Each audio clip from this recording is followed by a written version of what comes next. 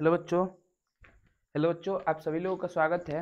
हम previous year की series भी चला रहे हैं और साथ में उसके साथ आपके मैथ के क्वेश्चंस को कंसेप्ट को क्लियर करने के लिए उसके भी लेक्चर लाते रह रहे हैं। देखिए, आज हम क्लास 10th का एक जो चैप्टर है कोऑर्डिनेट ज्योमेट्री, उसकी शुरुआत करेंगे। कोऑर्डिनेट ज्योमेट्री में हमको बस 2 एक्सिस वाला कोऑर्डिनेट ज्योमेट्री देखना है। ये तो 3 एक्सिस का भी होता है, लेकिन हमें बस कितने एक्सिस का देखना है? 2 एक्सिस का।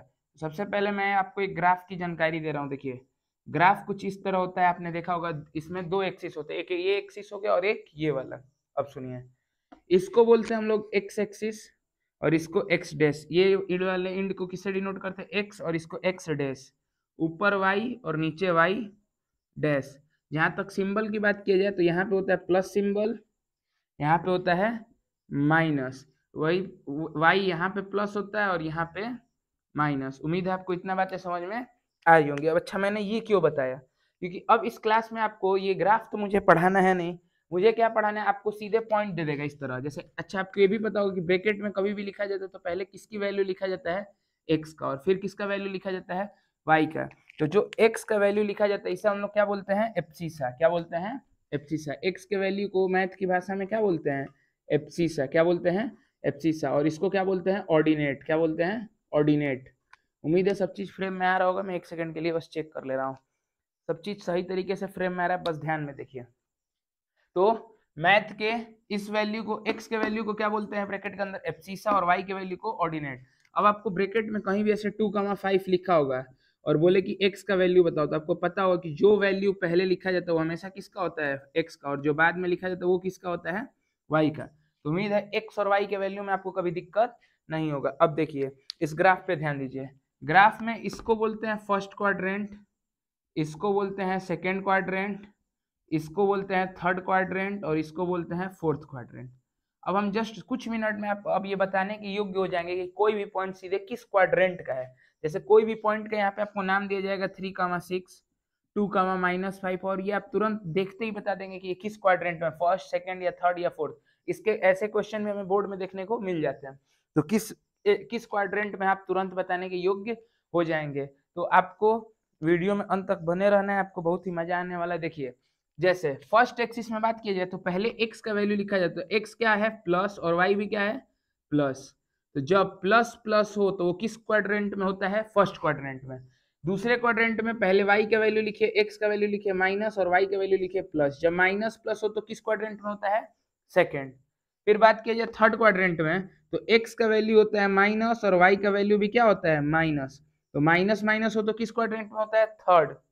फिर बात किया जाए फोर्थ क्वाड्रेंट में, फोर्थ क्वाड्रेंट में एक्स का वैल्यू होता है प्लस और वाई का वैल्यू होता है माइनस। तो उम्मीद है आप ये याद रखेंगे। देखिए, फर्स्ट क्वाड्रेंट में क्या होता है? Plus plus. सेकेंड क्वाड्रेंट में क्या होता है? Minus plus. थर्ड क्वाड्रेंट में होता है माइनस माइनस। फोर्थ क्वाड्रेंट में होता है प्लस माइनस।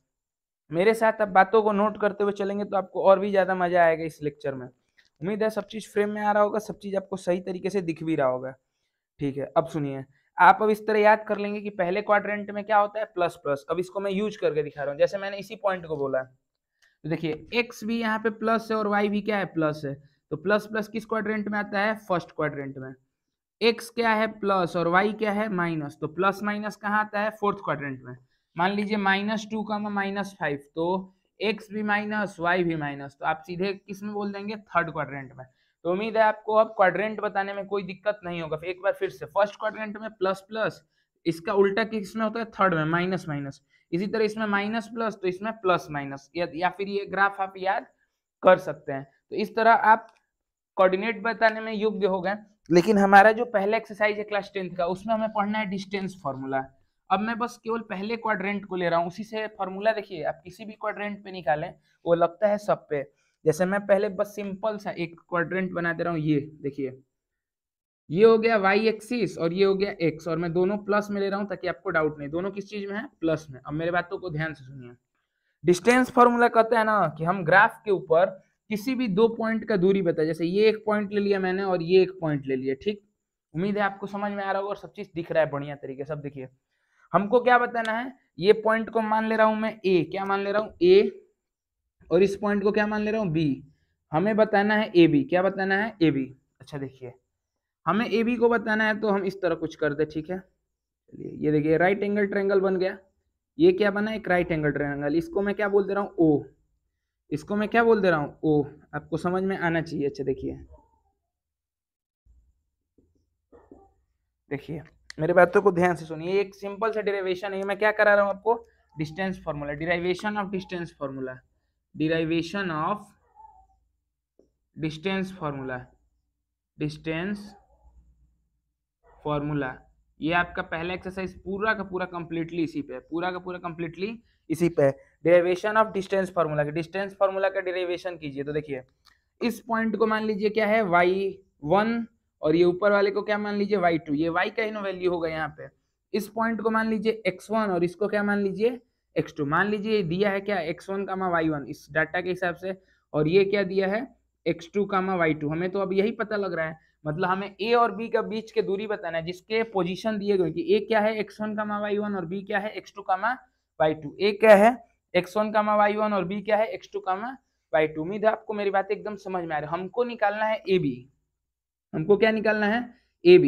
ये वाला जो दूरी निकालना है, ये क्या है, हाइपोटेनस है, ये क्या है, हाइपोटेनस है। तो हाइपोटेनस निकालने के लिए हम इसका स्क्वायर और इसका स्क्वायर कर सकते हैं। ऑलरेडी मैंने ट्रिग्नोमेट्री की वीडियो अपलोड किया, उसमें मैंने पाइथागोरस थ्योरम से डील किया था।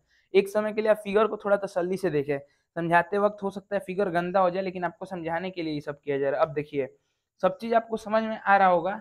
तो अब देखिए, अब हमें बस क्या करना है, हम जानते हैं कि AO का स्क्वायर करूंगा और BO का स्क्वायर करूंगा तो ये किसके बराबर होगा, तो इस हाइपोटेनस AB के स्क्वायर के बराबर होगा। ये मैंने जस्ट पाइथागोरस ट्रिपलेट लगा दिया। क्या लगा दिया है, पाइथागोरस ट्रिपलेट। अच्छा एक बात ध्यान से सुनिए, AO मतलब यही इस दूरी की बात कर रहे हैं, यहाँ से यहाँ तक। अच्छा ये बताइए, यहाँ से यहाँ तक है x1 और पूरा है x2, क्या है x2। तो केवल इतना निकालना है, तो मैं पूरे x2 में से क्या x1 को माइनस कर दूं, तो AO बराबर क्या हो जाएगा, AO बराबर क्या हो जाएगा x2 माइनस x1, क्या हो जाएगा x2 माइनस x1। उसी तरह BO का बात किया जाए तो पूरा है y2, यहाँ से पूरा यहाँ तक क्या है y2, हमें बस इतना निकालना है। तो पूरे y2 में से मैं y1 को माइनस कर दूंगा, तो इतना क्या हो जाएगा y2 माइनस y1। तो BO क्या हो जाएगा y2 माइनस y1, क्या हो जाएगा y2 माइनस y1। अब देखिए बस यहाँ तक यदि आपको समझ में आया, ये जो दोनों मैंने लिखा है बहुत इंपॉर्टेंट चीज लिखा है, क्या लिखा है, बहुत ही इंपॉर्टेंट। AO और BO आपको निकालने आ गया, तो इसके बाद आप क्वेश्चन को अब इस साइड में देखिए कर रहा हूँ। हम बस पाइथागोरस ट्रिपलेट में रख दीजिए, AO के जगह पे क्या रख दूंगा x2 माइनस x1 का स्क्वायर, और इसके जगह पे क्या रखूंगा y2 माइनस y1 का स्क्वायर। बराबर में निकलेगा क्या, AB का स्क्वायर। हमें AB का स्क्वायर नहीं, हमें AB चाहिए, तो हम दो क्या लगा दे सब तरफ, रूट। रूट लगाते ये तो AB बन जाएगा, लेकिन ये क्या हो गया, रूट में x2 माइनस x1 का square plus y2 minus y1 का स्क्वायर। और इस फॉर्मूला को आपको बुक में डिस्टेंस फॉर्मूला के नाम से जानता है। किस फॉर्मूला के नाम से जानता है, डिस्टेंस फॉर्मूला। उम्मीद है आपको सब चीज समझ में आ रहा होगा। मैं एक सेकंड के लिए बस हट जा रहा हूँ, आप देखते रहिए, सब चीज एकदम क्लियर है और आपको समझ में भी आ रहा होगा। अच्छा देखिए, मैं इस फॉर्मूला का यूज करके आपको कुछ क्वेश्चन करके दिखाता हूँ। अब आप कहेंगे कि फॉर्मूला तो ठीक है, ये डेरिवेशन ऑफ फॉर्मूला ठीक है, आप हमको इसका यूज बताइए कैसे। जैसे आपको क्वेश्चन कैसे आएंगे, जैसे क्वेश्चन कैसे आएंगे सीधे, जैसे आपको बोल देगा 2,5 एक पॉइंट है, और बोल देगा कि 3,6 एक पॉइंट है, ये ए है और ये बी है, बताओ ए बी का डिस्टेंस बताओ। तो अब हम इतना डेरिवेशन किए हैं किस लिए, कि हमें सीधा फॉर्मूला मिल गया है। तो अब इनके बीच का दूरी बताना है, तो ए बी बराबर क्या हो जाएगा, इसको मान लो x1 और इसको मान लो y1, इसको मान लो x2 और इसको मान लो y2। तो देखो हमको क्या करना है, ए बी निकालना है। ए बी बराबर क्या हो जाएगा, रूट में, फॉर्मूला अभी लिखते चलिएगा अभी बार बार, तब ताकि आपको याद हो जाए, x2 माइनस x1 के स्क्वायर और y2 माइनस y1 के स्क्वायर। उम्मीद है आपको समझ में आ रहा होगा। अब देखिए, x2 माइनस x1, x2 कितना है 3, x1 कितना है 2 और उसका स्क्वायर कर दो, y2 कितना है 6 और y1 कितना है 5 और इसका भी क्या कर दो, स्क्वायर कर दो। और इसको नीचे आगे करते हुए 3 में से 2 गया 1, 1 का स्क्वायर, 6 में से 5 गया 1 का स्क्वायर, 1 का स्क्वायर 1, 1 का स्क्वायर 1, मतलब √2 यूनिट। हमारा डिस्टेंस कितना आ गया, √2 यूनिट। उम्मीद है आपको सब चीज समझ में आ रहा होगा। तो इस तरह इस पे हमें क्वेश्चन देखने को मिलेंगे, आपके बुक के भी क्वेश्चन इसी तरह। अच्छा, उम्मीद है आपको ये फॉर्मूला अभी तक तो समझ में आ गया होगा। अगला जो मैं एक और इसमें छोटा सा कंसेप्ट आपको समझा दे रहा हूँ, इस तरह देखिए कि एक आपको छोटा सा इसमें ट्रायंगल का कंसेप्ट सिखाता हूँ, उसके बाद बताऊंगा एक टाइप ये और एक दूसरा टाइप जो क्वेश्चन आपके एक्सरसाइज में होगा, उसके बाद एक भी क्वेश्चन का डाउट नहीं रहेगा। मैं आपको बढ़िया जो एक दो क्वेश्चन डाउट होते हैं, मैं भी एक टीचर होने के नाते जानता हूँ किस क्वेश्चन में डाउट आता है, मैं उसका सोल्यूशन प्रोवाइड कर दूंगा। देखिए एक आपको छोटा सा कंसेप्ट बताता हूँ। देखिए ट्रायंगल के 3 साइड होते हैं, क्या होते हैं? 3 साइड। और आपकी जानकारी के लिए बता दूं, आप जानते भी होंगे, जैसे मान लीजिए एक है 4, एक है 5, एक है 6। तो आप बोलेंगे कि ये आप क्यों बता रहे हैं? तो मैं आपको इसलिए बता रहा हूँ कि कभी कभी केवल ट्रायंगल की इस तरह साइड दे देता है, 3 4 7, 3 6 9, 3 6 4 ऐसे, और बोलता है कि क्या ये ट्रायंगल पॉसिबल है? तो इसको आपको इस तरह बता रहा हूँ। देखिए ट्रायंगल के जो दो छोटे साइड हो उनको क्या कर दीजिए? जोड़ दीजिए। क्या कर दीजिए? ऐड कर दीजिए। तो 5 और 4 को क्या कर दिए? ऐड कर दिए, 9 आया। क्या ये 6 से बड़ा है? तो हाँ। 6 के बराबर भी नहीं आना चाहिए, क्या आना चाहिए? 6 से बड़ा। यदि 6 से बड़ा रहे तो हाँ ट्रायंगल पॉसिबल है। जैसे यहाँ पे देखिए दोनों छोटे को जोड़े, 3 और 4 7 हो गया, और ये किसके बराबर हो गया? 7 के, तो ये पॉसिबल नहीं है। उसी तरह 4 और 3 को जोड़े तो कितना हो जाता है? 7। 7 6 से बड़ा है तो हाँ है, तो ये पॉसिबल है। अब कहेंगे ये कंसेप्ट आप क्यों सिखा रहे हैं? आपको इस तरह देगा एक कंसेप्ट, आपको यहाँ पे मैं सिखा रहा हूँ कोलिनियर पॉइंट। किसका? कोलिनियर पॉइंट की। कोलिनियर पॉइंट के ऊपर क्वेश्चन आता है। देखिए कोलिनियर पॉइंट का क्वेश्चन अभी हम एरिया ऑफ ट्रायंगल तीसरे एक्सरसाइज में पढ़ लेंगे, उसके बाद से एकदम हल्का हो जाएगा। लेकिन तीनों मेथड, चारों मेथड हमें आना चाहिए। देखिए कोलिनियर पॉइंट इस तरह करिए। कोलिनियर पॉइंट जैसे इस तरह ए दे देगा कुछ भी, x1, y1, बी दे देगा क्या? x2, y2, और सी दे देगा x3, y3, मतलब इस तरह 3 पॉइंट दे देगा। और आपको कहेगा कि बताओ कि ये तीनों पॉइंट कोलिनियर है कि नहीं है। तो आप सुनिए, आप इस तरह करिए। जैसे मान लीजिए मैंने एक समय के लिए मान लीजिए मैंने ए बी निकाला और मेरा आया 4 यूनिट, ठीक। फिर मैंने बी सी निकाला, इसके बीच में डिस्टेंस फॉर्मूला यूज किया तो बी सी आया 5 यूनिट। फिर मैंने जस्ट ए बी निकाला तो ए बी आ गया क्या चीज? 8 यूनिट। अब मैं फिर उसी ट्रायंगल, मैंने ट्रायंगल का कंसेप्ट क्यों सिखाया? क्योंकि इसके बाद हम फिर किसका कंसेप्ट लगाएंगे? ट्रायंगल का। इस 5 और 4 को देखिए दोनों छोटे साइड ऐड किया तो कितना हो रहा है? 9। और 9 क्या 8 से बड़ा है? तो हाँ बड़ा है, तो ये कोलिनियर नहीं है, ये एक ट्रायंगल बन रहा है। देखिए ट्रायंगल के तीनों पॉइंट एक पॉइंट पे थोड़ी आता है। लेकिन फॉर एग्जाम्पल अभी मान लीजिए ए बी बराबर आया रहता है 3 यूनिट, क्या आया रहता है? 3 यूनिट।